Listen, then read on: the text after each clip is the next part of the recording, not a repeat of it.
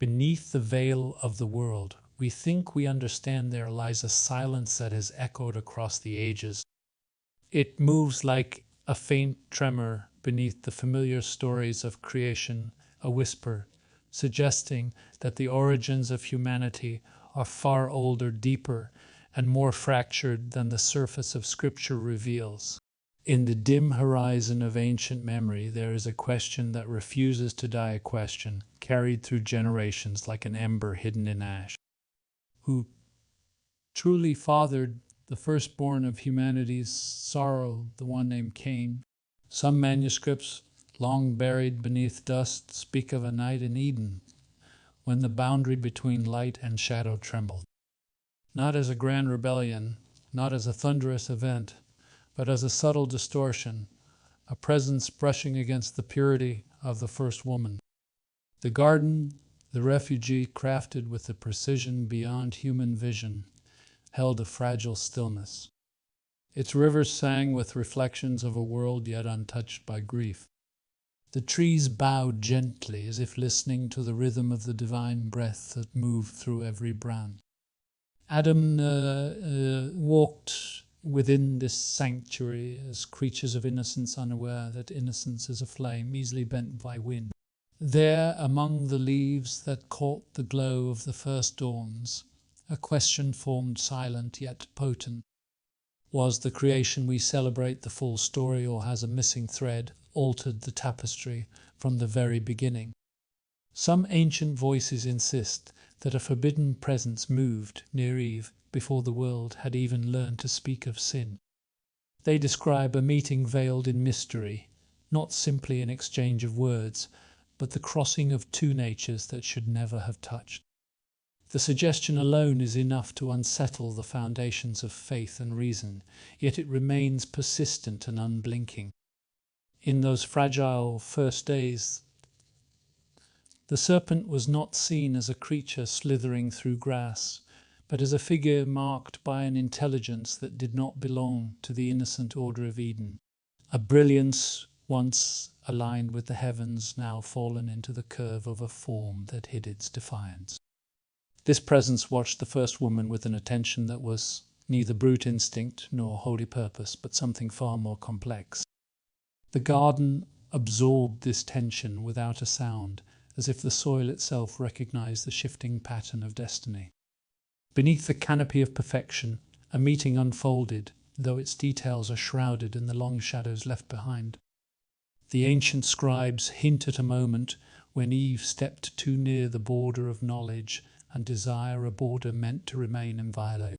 They tell of a whisper that carried both promise and peril, and of a choice made without understanding its weight. From that hidden moment rose the possibility that Cain, the firstborn after the fall, carried more than human lineage within him. His birth marked the beginning of unrest, a subtle dissonance woven into the human story. His arrival raised questions even in the earliest texts, for he came with a declaration that held layers of meaning beyond the plain reading of the words. Therefore, the story of Cain does not merely begin with his offering or his jealous rage, but with a night in Eden where the purity of origin may have been touched by a presence from beyond the ordained harmony. The truth of that night remains sealed behind symbols, hints, and the trembling edge of forbidden knowledge.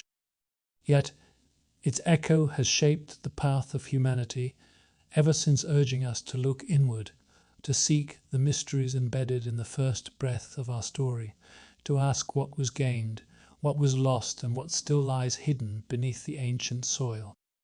In the quiet hours before the world first trembled under the weight of disobedience, the Garden of Eden lived as a sanctuary suspended between two realms. It was neither fully earth nor fully heaven, but a meeting ground where innocence breathed freely. Rivers moved with a clarity no eye has seen since, and every leaf shimmered with a wisdom that did not yet carry sorrow. Yet within this peace stood a presence that drew neither from the innocence of the earth nor the purity of the heavens. It lingered at the edges of every pathway, watching the first man and woman, as though searching for a moment when the natural order would falter. This presence, remembered through symbols and metaphors, was the serpent whose intelligence eclipsed the simplicity of the life around it. To many, the serpent has been painted as a beast. But in the oldest murmurs that rise through ancient manuscripts, it carried a gravity that beasts do not bear. Its eyes were said to hold traces of a brilliance lost, as if echoing a time when its essence once moved in the heights of glory. In this form it approached the first woman not with the violent ambition of a tyrant, but with the subtlety woven from ages of contemplation. It knew that to bend the course of human destiny it needed only to bend the heart that held the world within it. The moment of their encounter is often portrayed as a simple exchange, a temptation by words alone.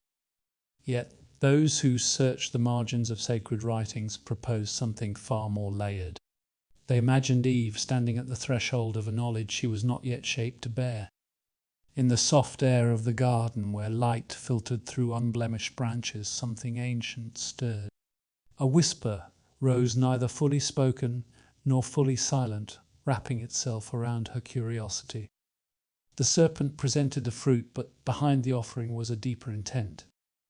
It sought a connection not merely of thought, but of spirit, mingling that the earliest interpreters described with caution and sorrow. In those lost commentaries, Eve is portrayed not as a schemer, but as a heart eager for wisdom, unaware that wisdom without guidance becomes a burden. The serpent did not force her.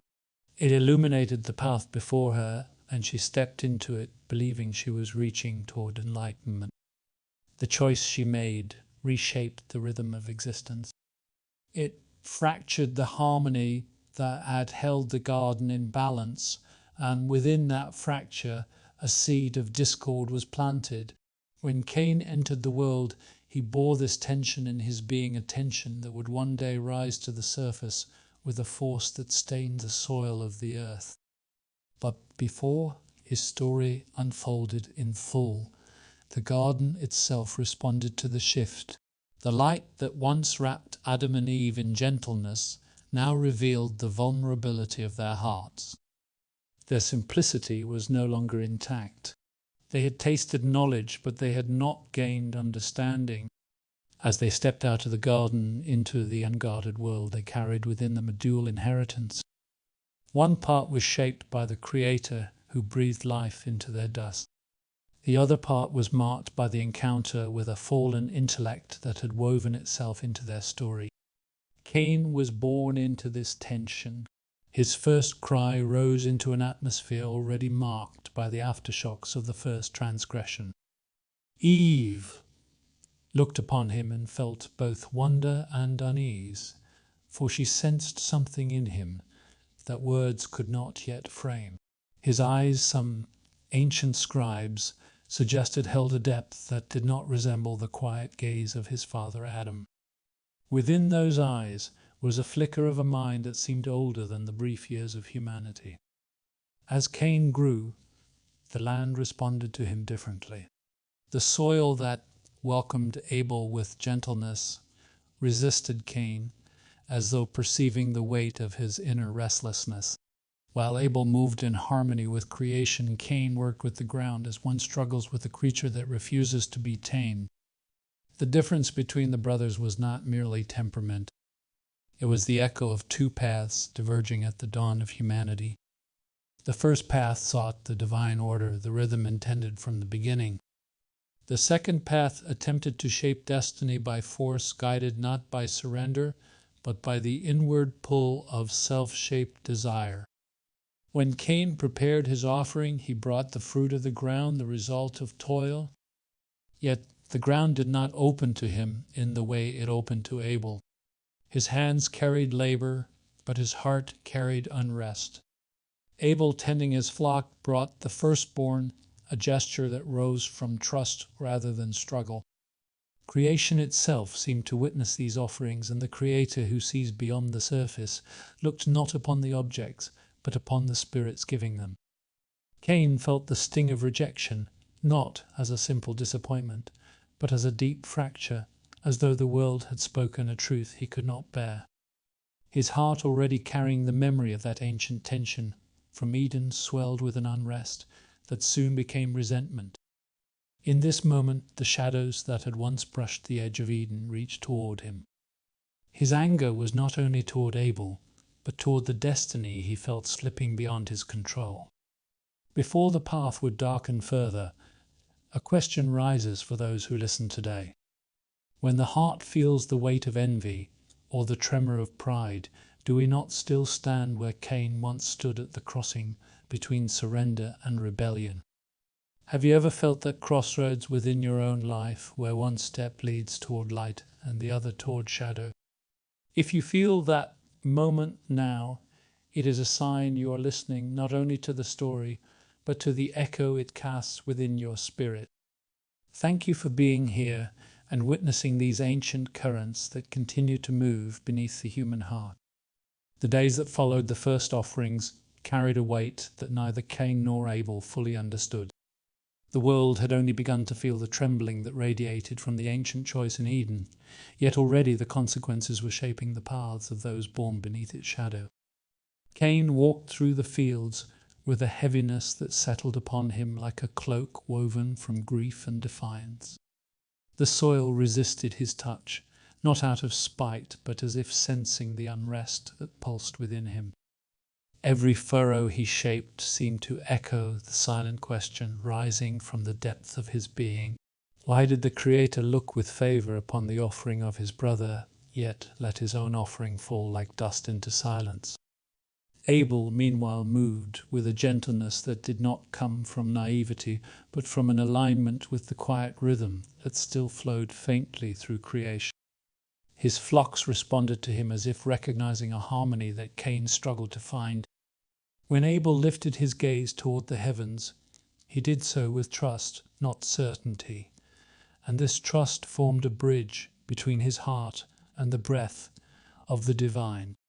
Cain saw this bridge, and its presence unsettled him. He felt as though Abel stood on ground. He could not reach ground that receded farther every time he tried to draw near. In the long shadows of the dawn, the tension between the brothers mirrored a deeper division that had begun long before their birth. Some ancient scribes described Cain as a vessel carrying the remnant of a discord that had brushed Eve in that fateful encounter.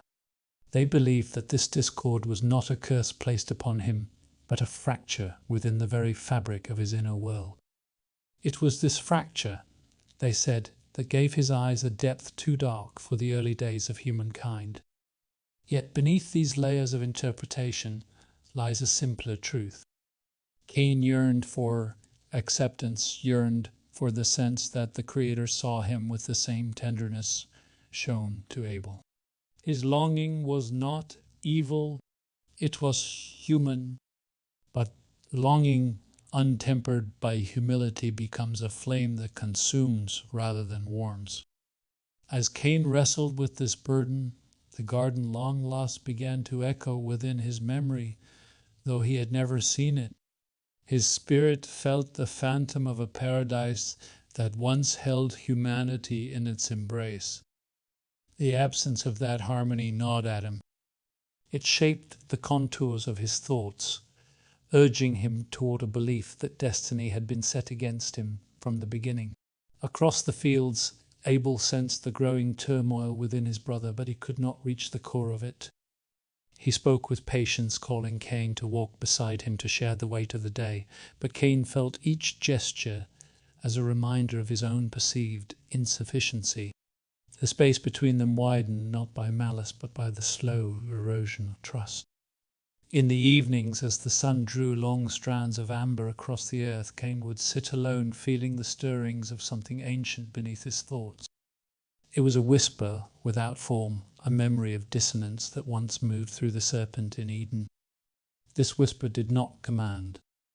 It did not speak. It simply resonated as if reminding him that the world could be reshaped by his own will rather than by the divine breath that stirred creation. Cain held this thought like a hidden ember. The more he pondered it, the brighter it glowed, until the ember began to warm his frustration into anger. One morning, Cain rose from his place of rest with a heaviness that clung to him like morning mist over a forgotten field.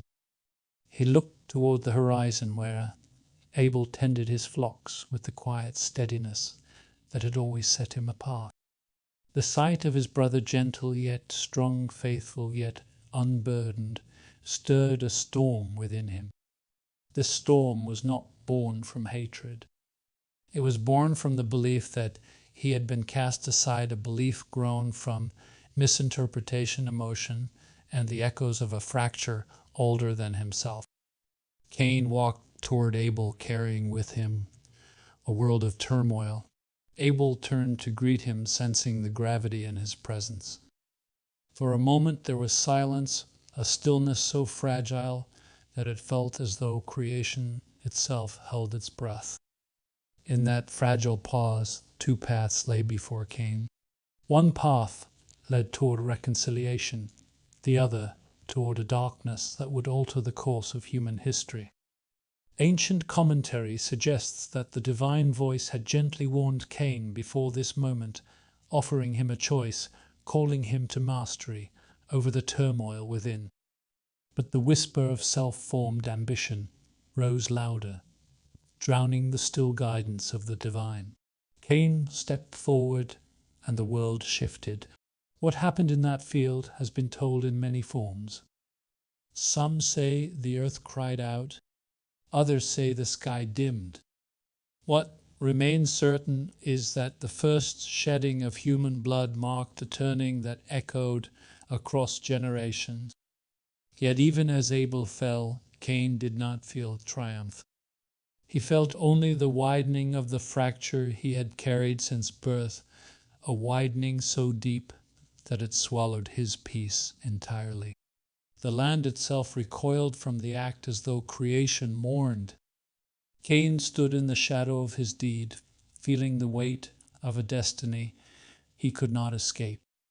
But the voice of the Creator did not abandon him. It approached not with fury, but with sorrow. The consequence laid upon him was not destruction, but exile. And in that exile the ancient mark was set upon him, a mark that would protect him even as it isolated him. The world would remember Cain not only for his act, but for the burden he carried, a burden that became a mirror for every human soul, wrestling with the tension between shadow and light. The exile of Cain opened a new chapter in the story of humanity, a chapter marked by wandering and by questions that clung to him like shadows across the barren earth. He stepped away from the land of his birth, carrying not only the mark placed upon him, but the unresolved echoes of a night in Eden that had shaped him before he ever drew breath. The scriptures speak briefly of his departure, yet between those brief lines stretches a silence filled with implications. The ancient scribes who lingered on such silences believed that the truth of Cain rested not only in his deeds, but in the mystery of his beginning. When Eve looked upon her firstborn, she gave voice to a declaration that puzzled generations of interpreters. "I have acquired a man from the Lord." These words seemed simple, yet beneath their simplicity lay a tension. The phrasing did not match the straightforward pattern found in later births. Some read it as gratitude. Others read it as astonishment, as if the arrival of Cain carried a strangeness she could not fully name. In the oldest discussions, scholars pointed to the choice of words and found threads that hinted at something more complex than a simple blessing.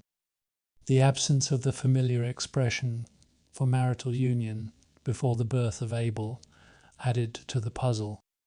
It invited the possibility that both brothers were born from a single conception, yet not from a single source.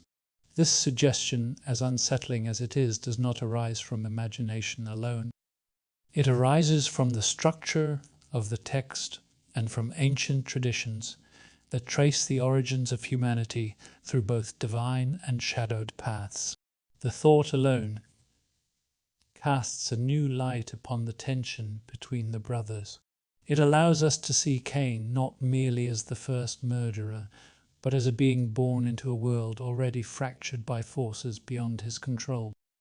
The stories preserved in mystical writings paint Cain as a child marked by duality, carrying within him a blend of desires. One desire reached toward the divine order, longing for acceptance.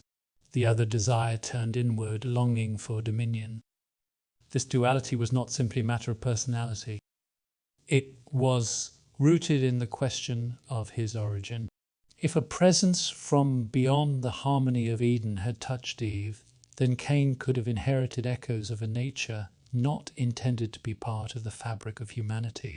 In this view, Cain becomes a symbol of the great tension that runs through the human heart. He becomes the embodiment of the struggle between higher calling and lower impulse, between surrender and self-shaped ambition. The ancient storytellers did not present him as a monster. They presented him as a mirror reflecting our constant pull between what we are meant to be and what we choose to become. Yet the mystery of Cain lies not only in his spirit, but in the lineage that flowed from him. It is here that the strangeness deepens. For through him emerged lines of craftsmanship, music, metallurgy, and cities as though the spark of knowledge that touched Eve now expanded through her son's descendants. This expansion was not gentle. It came with fire. It came with invention. It came with a restless pursuit of mastery over the earth. Cain, the man shaped by tension, became the father of those who sought power, not through harmony, but through the reshaping of the world by their own hands. This does not diminish the brilliance of their achievements. Rather, it reveals a complexity in the earliest chapters of humanity. For progress without guidance bends easily toward destruction, and the world that Cain built echoed this truth. His name became attached to a land shaped by ambition, a land where the first city rose. That city, often romanticized in later centuries, bore the marks of both creativity and a desire to stand apart from the divine order. The ancient sages said that Cain built the city as a way to silence his wandering heart, believing that structures of stone could quiet the turmoil within. But cities cannot mend the fractures of the soul.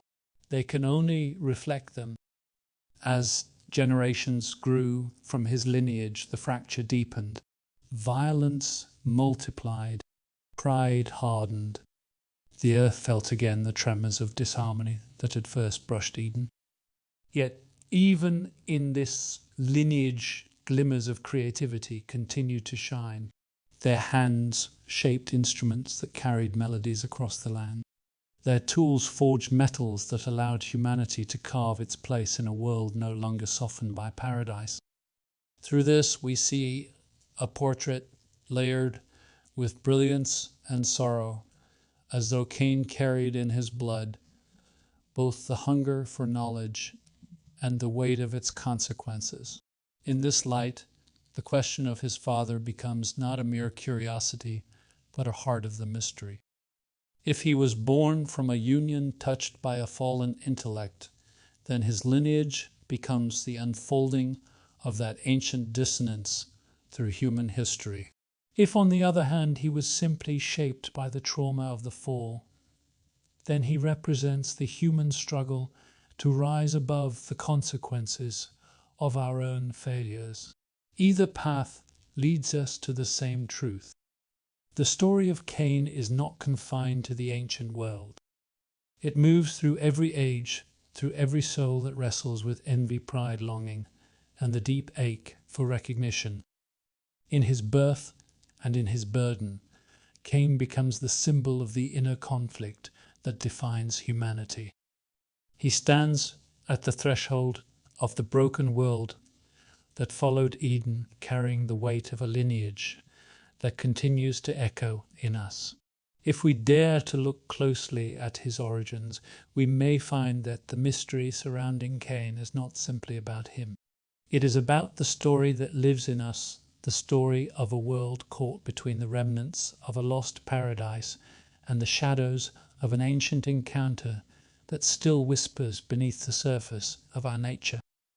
Long after Cain set the first stone of the first city, the earth carried the footsteps of two lineages, one born from a heart aligned to the divine breath, and one born from a heart shaped by the fracture that began in Eden. These two paths did not move in isolation. Their stories intertwined across the early world, like two rivers that run beside each other, sometimes converging, sometimes diverging, but always shaping the land through which they passed. Abel, though taken early from the world, remained a symbol for the generations that followed.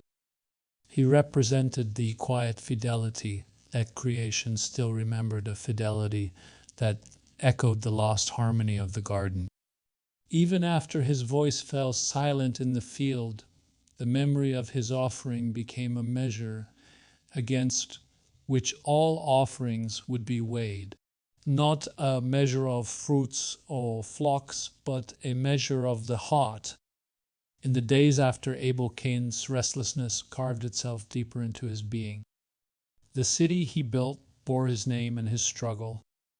It rose from the dust like a paradox, both an attempt to claim permanence and an attempt to run from the divine present. The people who descended from him inherited his sharp brilliance, a brilliance mixed with a hunger to shape the world according to their own design. They forged tools that cut like lightning through the stubborn earth. They built dwellings that rose in defiance of the shifting winds. They crafted instruments whose music shimmered with eerie beauty, carrying tones that seemed to remember both the splendor of paradise and the sorrow of exile. Yet with this brilliance came an unease that stirred beneath their progress. The ancient commentators saw this unease as the distant echo of the serpent's influence, not as a curse, but as a disposition toward self-mastery that could easily fall into self-worship. Cain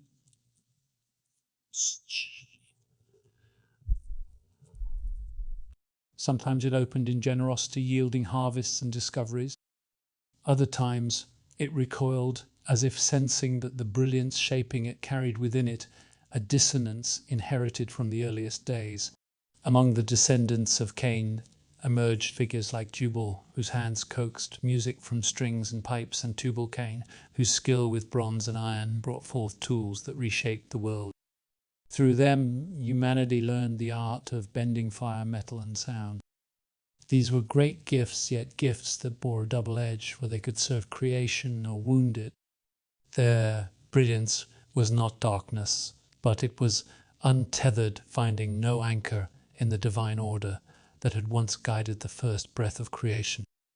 Meanwhile, a quieter lineage moved through the world, a lineage born from Seth the son, given to Eve after the fall of Abel. Seth was not born into innocence. He was born into a world already marked by exile. Yet from his birth a different note sounded, a note of return rather than rebellion. When Seth grew and became a father, the scriptures tell us that men began to call on the name of the Lord. This call was not a ritual. It was a reaching back toward a relationship that had been fractured. It was a yearning that rose from the memory embedded deep within humanity, a memory of walking in the cool of the garden, beneath the gentle breath of the Creator. Seth's descendants carried this yearning. They did not build cities with the force of Cain's line. They built altars, places where their hearts could turn upward. Their path was not marked by brilliance of craft, but by the quiet endurance of faith.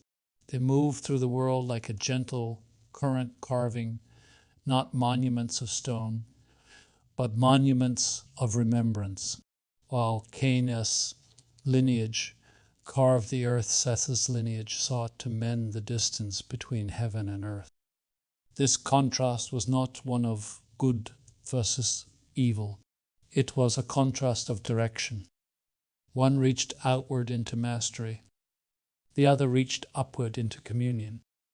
As these two lineages expanded, the world became a tapestry woven with threads of creativity, rebellion, devotion, and longing. The tension between these threads created a rhythm that pulsed through the early generations, a rhythm that reflected the deep conflict within the human heart. Some ancient wise men described this era as a twilight between paradise and the coming storms, a twilight where humanity still bore faint memories of the garden while walking steadily toward the unknown. Cain's line advanced swiftly, flourishing in worldly achievements. But as progress accelerated, so did violence. Lamech, one of Cain's descendants, declared vengeance with a pride that echoed the serpent's ancient whisper. His words revealed how far the heart could drift when guided by ambition without reverence. In contrast, the line of Seth carried a quieter strength. They preserved the stories of the first days. They kept alive the hope that the path broken in Eden could one day be healed. Through their devotion, the idea of righteousness remained in the world, a flame that flickered but did not go out. In time, these two lineages would meet again, not through argument or treaty, but through the slow weaving of lives across generations. Their union would not bring harmony. Instead, it would awaken forces, long restrained forces, that had waited since the earliest whisper in the garden for a moment of weakness in human vigilance. Yet before that convergence, the story of Cain and Seth formed the foundation of the human journey. Their children shaped the world in ways still felt today. For within every soul lies a trace of Cain's restlessness and a trace of Seth's longing. Every choice becomes a reflection of that ancient tension, a tension born from the mysteries that shaped the dawn of humanity. The story continues not only in the ancient world, but in the quiet places of our own lives, where the heart must choose its direction upward or inward surrender or self-shaped mastery. This choice, born in the earliest generations, has become the inheritance of all who walk upon the earth. As the two lineages moved across the early earth, their paths shaped the spiritual landscape of the ancient world, forming currents of intention that flowed beneath the surface of human history. Yet the stories stretching behind them reached even deeper into the mysteries spoken in fragments by sages and mystics. They claimed that the true divide among humanity was not merely a matter of ancestry, but of inheritance, an inheritance rooted in a moment of forbidden communion in Eden. This idea, whispered across centuries, became known in some circles as the doctrine of the serpent seed. It spoke of a possibility that the shadow which touched Eve introduced a line of humanity marked not by mere rebellion, but by a spiritual fracture entwined with the very essence of a fallen being. According to these ancient voices, the serpent was not simply a creature, but a presence carrying the remnants of celestial brilliance, twisted by self-exaltation into a force that sought to reshape creation in its own image. This presence, once known as a bearer of light, descended into defiance, and in defiance found a new place within the story of the earth. When Eve encountered this being, the meeting was not the meeting of two equal natures. It was the meeting of innocence with ancient cunning purity with fractured wisdom. Some traditions suggested that in receiving the word of the serpent, Eve received more than an idea. She received a sliver of the discord carried within him, a discord that would later manifest through the birth of Cain. If this were true, then Cain became not a villain by destiny, but a living boundary between two realms, carrying within him the residue of a nature never intended for human flesh. This interpretation does not diminish his humanity. Rather, It expands the depth of his struggle, portraying him as one who bore the imprint of a cosmic rebellion long before he committed his earthly transgression.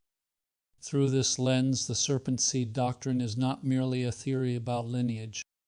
It is a meditation on the nature of evil, on how darkness can enter the world, not only through acts, but through influence, suggestion, and the subtle bending of the heart. In the writings of the mystics, this doctrine takes on a symbolic weight. They spoke of two seeds planted in the soil of humanity, one born from the breath of the Creator reaching upward toward light, and one born from the whisper of the fallen reaching inward toward dominance and self-formed purpose. These seeds were not literal lines of descent. They were spiritual orientations, paths of the soul that branched from the first choice. Yet some sages went further, insisting that the fracture in Cain was more than symbolism. They pointed to the strangeness in the language surrounding his birth, the lack of familiar phrasing, the unusual declaration of Eve, and the ancient hints of a union veiled in mystery.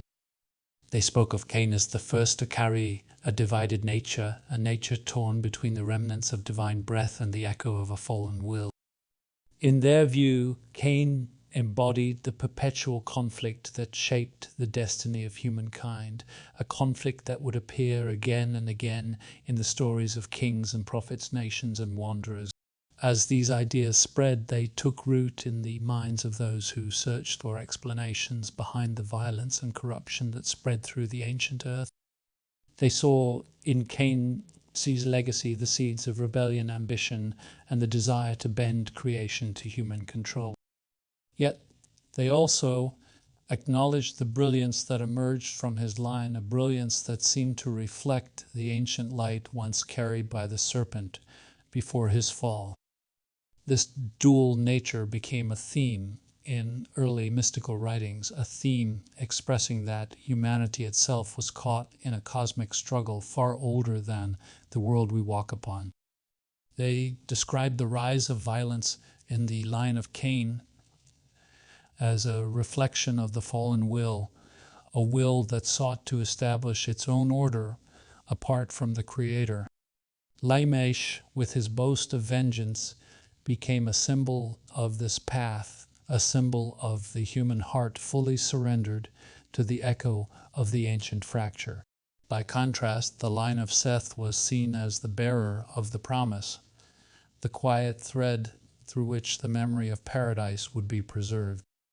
This thread carried the hope that the wound opened in Eden could one day be healed, not through brilliance or force, but through return, surrender, and alignment with the divine breath.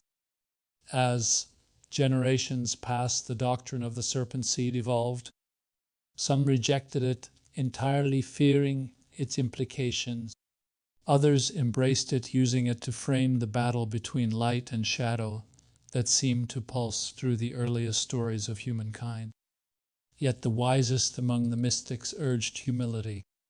They taught that the serpent seed was not meant to divide humanity into categories of purity and impurity, but to remind every soul of the danger of unchecked desire. The serpent seed, they said, was not a bloodline. It was a possibility that awakens whenever the heart seeks knowledge without wisdom power, without reverence, or freedom without obedience.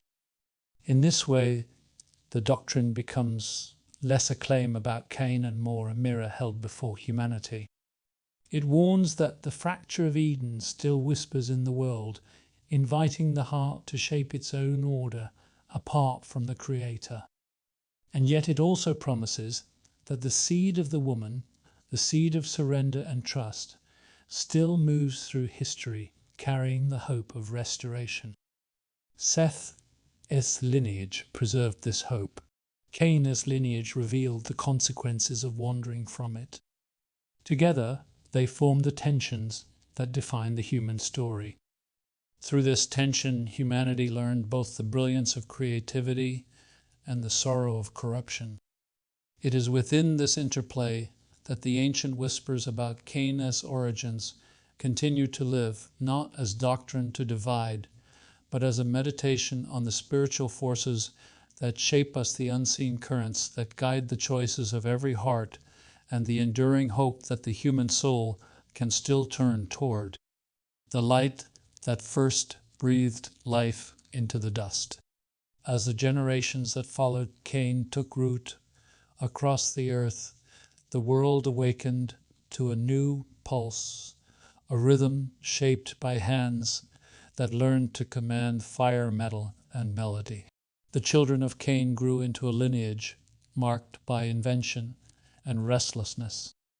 They carried the spark of creativity that had stirred within their forefather, a spark that pushed them to shape the world with tools and structures that had never before existed. Yet this spark did not burn with a steady flame. At times it flared with brilliance. At other times it flickered with violence. Their progress was swift, so swift that the earliest storytellers described it as a river that swelled beyond its banks, beautiful in its power, but capable of carving deep scars across the land. The first cities rose under their hands, cities built from stone shaped by tools forged in fire. These cities shined with the ingenuity of minds determined to bend creation toward their own design. Their walls stood tall, their streets echoed with busy movement, and their towers reached upward as though striving to replace the mountains that once bore witness to the calm breath of the Creator. But beneath this outward strength lay a persistent tremor, a tremor that whispered of a fracture at the heart of their achievements. The earth, though moulded by their craft, did not always welcome them. It shook beneath their feet when pride swelled beyond restraint. It withered beneath their touch when ambition hardened into cruelty.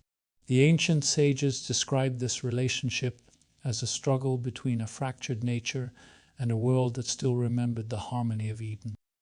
Jabal, one of Cain's descendants, learned to dwell across wide-open lands, shaping tents and herding livestock with a mastery unseen before. His life carried the imprint of freedom, yet it also carried the imprint of wandering, echoing Cain's exile. Jubal, brother of Jabal, discovered music. From his hands rose sounds that stirred the human spirit with a force that reached deeper than speech. His melodies were said to contain both light and shadow, as though remembering the distant garden and the moment when innocence first trembled. Tubal Cain, perhaps the most renowned among Cain's line, mastered bronze and iron. His craft birthed tools that shaped civilization and weapons that spilled blood. In him, the brilliance of human creativity reached a pinnacle, yet the very mastery he possessed revealed the duality that marked his lineage. With metal came power. With power came the temptation to dominate. With domination came violence. The world watched as the children of Cain advanced with relentless drive, as if chasing an unseen destiny. Yet their progress was shadowed by a pattern that deepened with each generation. Pride grew. Violence multiplied. Songs turned from remembrance to revelry. Tools turned from cultivation to conquest. Among these children rose Lamech, whose fierce declaration of vengeance echoed with a tone the ancient storytellers recognized with sorrow. He boasted that if Cain would be avenged sevenfold, then he himself would be avenged 77-fold. In those words, the sages heard not only personal pride, but the voice of a lineage that had distanced itself from the divine breath and had embraced a path shaped by its own power. Lamech stood as a symbol of the culmination of the serpent's whisper, a whisper that encouraged the heart to exalt itself above the Creator. Yet even in this growing shadow, traces of light still glimmered in the works of Cain's children. Their arts, their instruments, their craftsmanship held fragments of beauty that reminded the world of the glory that once rested upon humanity. Their cities shimmered at dawn. Their music drifted across fields. Their tools cultivated the soil and carved paths through rough terrain. Through them,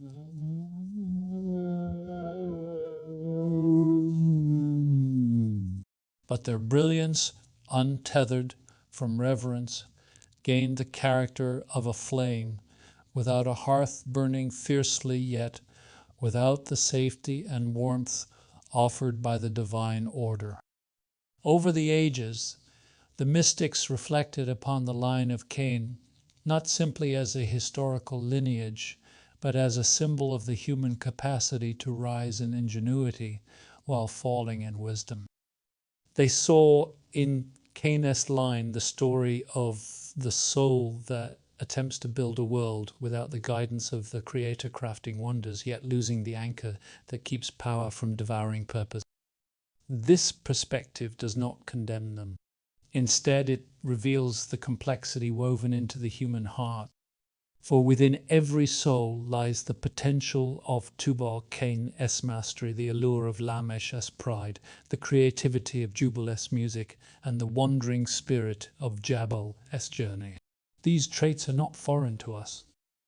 They live within the structure of our nature, reminding us that the story of Cain continues to echo through every generation. As the culture of Cain's descendants expanded, so too did the consequences of their distance from the divine order. Violence became woven into their rituals. Rivalry shaped their communities. Their cities became places of both beauty and danger, where the gifts of creation were celebrated, but also exploited. The ancient storytellers described their world as one that glittered at the surface, yet trembled beneath a world that mirrored the inner state of the lineage that built it. Their brilliance was undeniable, yet their foundations were unstable. Meanwhile, the world itself responded. Nature, once a gentle companion, began to show signs of strain. The sky darkened with storms more fierce than before. The earth groaned beneath the weight of structures built from ambition rather than harmony. Streams ran dry beneath the heat of competition and conquest. Though they saw the signs, the descendants of Cain pressed onward, driven by a legacy born from both ingenuity and unrest. Their spirits held the memory of a discord that had entered the world long before their births, a discord that stirred within them like a drumbeat urging progress without reflection. Through the line of Cain, humanity learned how high it could rise, but it also learned how far it could fall.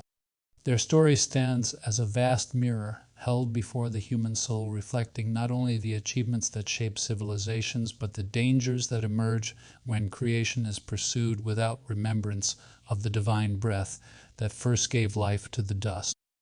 While the children of Cain reshaped the face of the early world with tools of iron, songs of sorrow and triumph, and cities that glittered beneath the rising sun, another lineage walked a quieter road. This lineage did not pursue mastery over the earth with the urgency of Cain's descendants.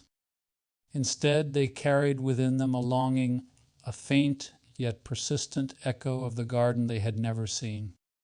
It was the line of Seth, the son, given to Adam and Eve after the death of Abel, a son whose birth carried a promise deeper than the grief that shadowed the family. Eve received Seth not as a replacement, but as a restoration, a sign that the divine breath had not withdrawn from humanity, even after the first shed blood had soaked into the ground. When Seth grew and took his place among the early generations, something changed in the rhythm of the world. The scriptures say that in his days men began to call on the name of the Lord. These words, though brief, carried centuries of meaning. To call on the name of the Lord was not a ritual spoken aloud. It was a turning of the heart back toward the Creator. It was the beginning of a journey home for a humanity that had wandered far from the calm breath of the garden. Seth moved through the world with a steadiness that seemed to restore something long forgotten. He did not build cities that pierced the sky, nor did he forge metals that reshaped the land. Instead, he built altars.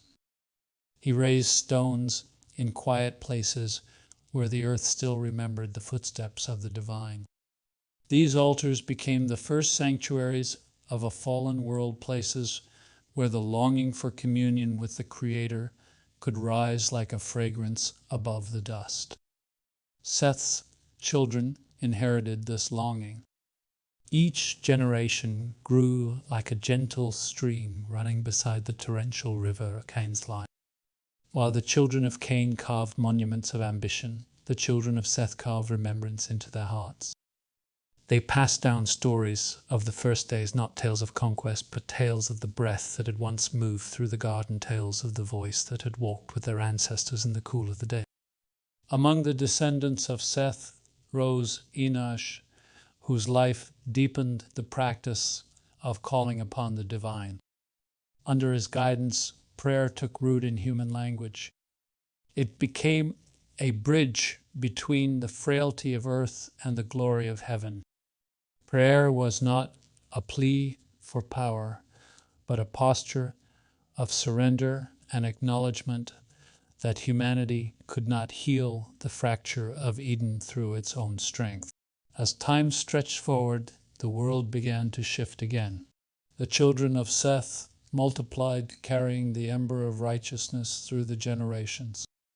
Amid the growing corruption of the earth, they became a light that flickered but did not fade. Their humility stood in quiet contrast to the swelling pride of Cain's descendants. This contrast did not come in the form of confrontation. Rather, it lived in the choices they made, where Cain's line sought mastery, Seth's line sought meaning. Where Cain's line built cities, Seth's line built families rooted in devotion.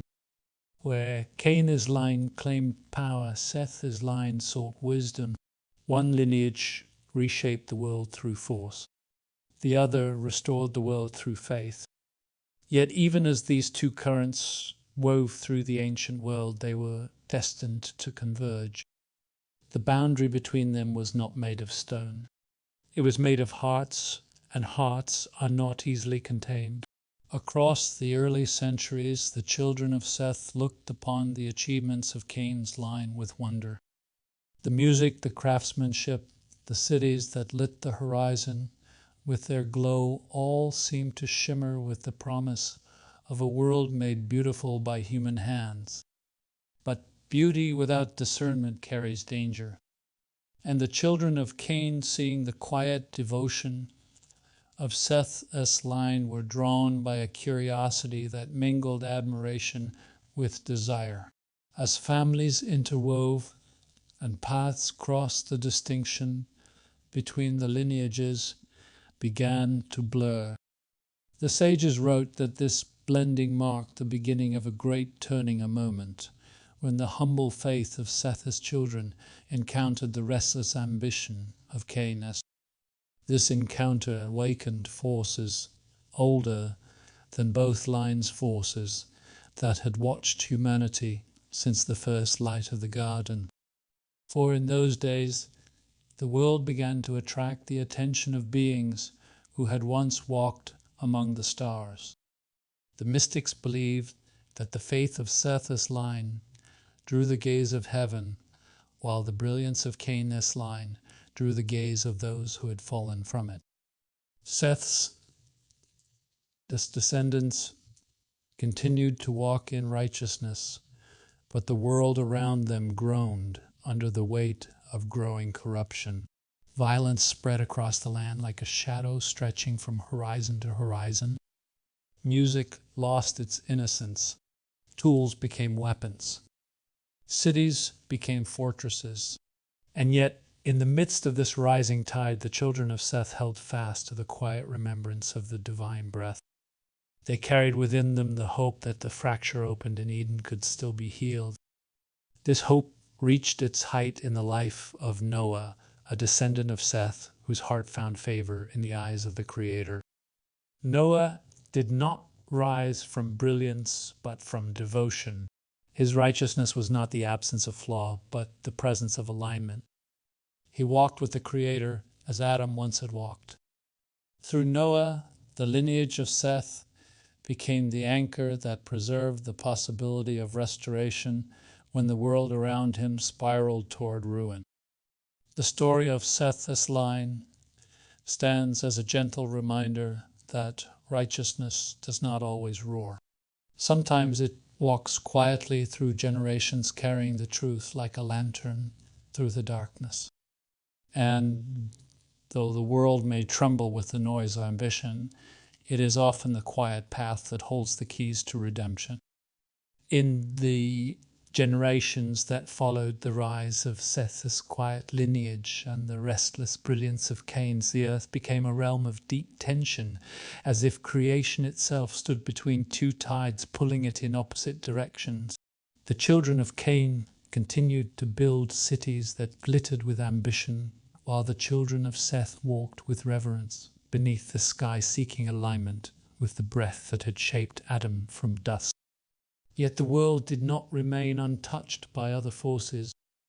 Ancient writings speak of a time when the boundaries between realms grew thin, when the sons of God looked upon the daughters of men and stepped across a threshold not meant to be crossed. These sons of God, described in the oldest sources as beings of celestial origin, descended with a grace that once belonged to the heavens, but their descent was not guided by obedience. It was guided by desire.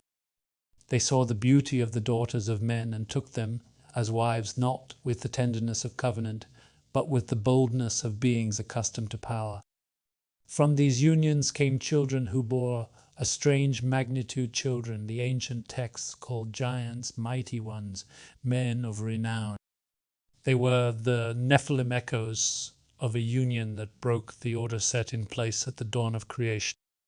The emergence of the Nephilim marked a turning that shook the structure of the ancient world. These children of mixed nature carried strength beyond human measure, yet they lacked the restraint of heavenly wisdom and the humility of earthly limitation. Their presence intensified the corruption already growing in the hearts of men. They shaped the earth with force, bending it, according to the restless desire inherited from their fathers' beings who had already stepped outside the divine order. The Watchers, as some traditions call these celestial beings, were not content with union alone. They brought forbidden knowledge secrets that were not meant for human hands. They taught the art of war, the crafting of weapons, the mixing of pigments to alter appearance, the study of the stars for control rather than wonder, and the manipulation of creation in ways that twisted its purpose. With every secret revealed, the fracture in humanity widened. The children of Cain embraced these teachings with fervor, for they aligned with their longing to master the earth. Even some among the children of Seth, drawn by curiosity and the allure of power, began to drift from the quiet path of devotion. The world soon shimmered with the light of knowledge too heavy for mortal shoulders. The arts advanced, cities expanded, tools became instruments of dominance. Yet beneath the surface something darker stirred. Violence filled the land. Rivalry consumed families. Bloodshed became common. The music that once carried traces of Eden began to echo with the pulse of pride and destruction. The sages of old described this age as a time when the very thoughts of humanity turned toward corruption, when every intention of the heart drifted from the divine breath that once guided it. The world groaned beneath the weight of its own disarray. Rivers ran red with conflict. Forests fell to the hunger for dominance. The skies darkened with storms that reflected the turmoil of human hearts. Amid this rising tide of chaos walked Noah, a man descended from Seth, whose heart remained steady in a world pulling itself apart. Noah was not perfect, but he was aligned. His life became a sanctuary, a fragile yet faithful echo of the devotion that once filled the garden. He walked with the Creator not through ritual but through relationship. The ancient texts say that Noah found favor in the eyes of the Lord. Favor in this sense was not reward for merit, but recognition of a heart still capable of carrying the promise forward. His life became the hinge upon which the fate of humanity would turn. As the corruption deepened, the Creator looked upon the world and saw that the harmony of creation had been overshadowed by the weight of violence, pride, and rebellion. The mingling of celestial beings with humanity, the spread of forbidden knowledge, and the unchecked ambition of Cain's line had twisted the earth into a reflection of the ancient discord that began in Eden. The flood that followed was not an act of cruelty. It was an act of restoration. The sages spoke of it as the cleansing breath of the Creator, a moment when the waters rose to wash away a world that had forgotten the rhythm of its own creation. The flood did not erase the story. It reset it. The ark that Noah built was not only a vessel of survival, it was a cradle for the possibility of renewal. Within its wooden walls, crafted in obedience, floated the hope of a world restored to balance.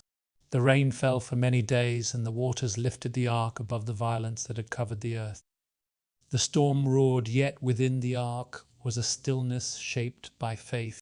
Noah, his family, and the creatures entrusted to him drifted upon the waters as the earth was reborn beneath them. In time the waters receded, revealing a world washed clean, a world ready to begin again. Noah stepped out upon the renewed ground and built an altar offering gratitude for the mercy that preserved the seed of humanity. In that moment, the lineage of Seth stood as the thread through which the divine purpose continued. Though the flood cleansed the earth, the ancient tension that marked the human heart did not vanish. Cain's restlessness still lived in the shadows. Seth's devotion still lived in the light. The world would rise again shaped by both tendencies. The story of the Nephilim, the Watchers, and the flood stands as a testament to a world that forgot the breath that formed it and to the mercy that restored the path when darkness threatened to consume all. Through this account, we see the gravity of the conflict woven into the earliest days of humanity, a conflict as old as the whisper in Eden and as present as the choices we make with every breath. When the waters of the great flood receded and the new earth opened before Noah and his family, the world stood at a threshold between forgotten ruin and restored possibility. The air carried a silence unlike any that had come before, a silence that felt as though creation itself was waiting to see how humanity would rise from the ashes of judgment. Noah built an altar upon the renewed ground, a gesture of remembrance and surrender, a recognition that life could not continue without the breath of the Creator guiding every step. In that offering, the ancient fracture felt for a moment as though it had grown faint, as if the world itself inhaled the possibility of healing. Yet, even as Noah walked in alignment, the seeds carried through the flood were not seeds of perfection. They were seeds of humanity shaped by both devotion and weakness. The ancient tension that had first taken form in Eden still lingered within the heart, whispering in quiet places, reminding humanity that the path forward would require vigilance and humility. In the generations that followed, the descendants of Noah spread across the newly cleansed earth. They carried the memory of the flood as both warning and mercy, a reminder that the world drifts toward ruin when humanity forgets the divine order. But they also carried the residue of the earlier stories, the echo of Cain's restlessness and the longing of Seth. The human heart remained a vessel capable of both harmony and discord. As tribes and nations formed, the earth once again felt the weight of human desire.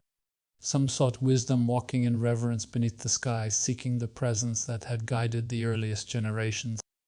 Others sought dominion, building cities, forging alliances, shaping the land with ambition that stirred the old fracture away. The sages understood that the serpent's whisper did not perish in the flood. It lay buried beneath the soil, waiting for pride to stir it into life. This whisper was not a voice heard with the ears, but a pull felt in inward places where the heart wrestles with its own desires. The serpent seed, as some called it, was not a matter of bloodline. It was the possibility of rebellion that rises whenever humanity places its will above the divine breath. And so the human story continued as a journey between two paths, one shaped by surrender, the other by self-exaltation. Cain's legacy lived not only in his descendants, but in every moment when the heart turned inward rather than upward. Seth's legacy lived not only through his righteous line, but in every soul that called on the name of the Creator with sincerity. Over time, prophets emerged, men and women who saw beyond the surface of the world. They spoke of a struggle unfolding not only in the fields and cities, but within the chambers of the human heart. They taught that the true battle between good and evil is fought in the unseen places where desire and humility contend for the throne of the soul. They spoke of the promise given in the earliest days, the promise that the seed of the woman would rise to crush the ancient serpent, restoring the path lost in the garden. This promise carried through the centuries a thread of hope woven through a tapestry of conflict. Humanity waited for whose coming would mend the fracture that no flood could cleanse, the one who would restore the bond between earth and heaven. But even as this promise awaited fulfillment, the story of Cain remained a mirror for every generation. His life stood as a reminder that evil does not always begin with malice. It begins with fracture, restlessness, desire to be seen, to be accepted, to be more than one believes themselves to be. Cain's tragedy was not born in a single moment. It grew from a heart that wrestled with longing without surrender. The sages taught that the mark placed upon him was both mercy and warning. Mercy because the Creator did not abandon him even after the first shedding of human blood. Warning because the burden he carried revealed the cost of allowing desire to overshadow devotion.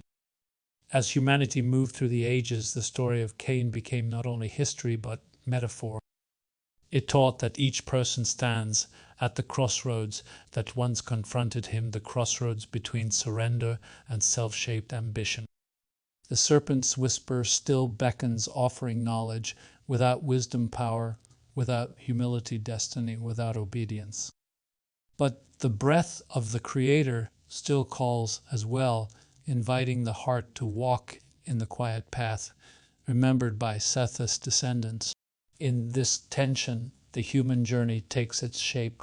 The mystics spoke of life as a pilgrimage through the shadows of the ancient fracture, a pilgrimage that leads each soul to confront the lingering echo of the serpent's touch and the enduring call of the divine. The question that hangs above the story of Cain is not merely whether he was shaped by a forbidden encounter. The deeper question is this: what shape does the encounter between desire and truth take within us? The ancient story invites humanity to look inward, to face the shadows that rise from pride and fear, and to recognize the need for redemption that lies beneath every breath. The story ends not with Cain nor with the flood, but with the enduring possibility of return. Though the ancient fracture remains, the path toward restoration continues to unfold. Every generation who seeks the divine breath adds a stone to the road home. Every act of humility pushes back the whisper of rebellion. This is the legacy placed before all who walk upon the earth, a legacy born from the mystery of the beginning and carried toward the hope of a renewed creation. In this journey, the ancient question persists not as a burden, but as an invitation. Will humanity choose to rise from the remnants of exile and walk again toward the light that first called the world into being?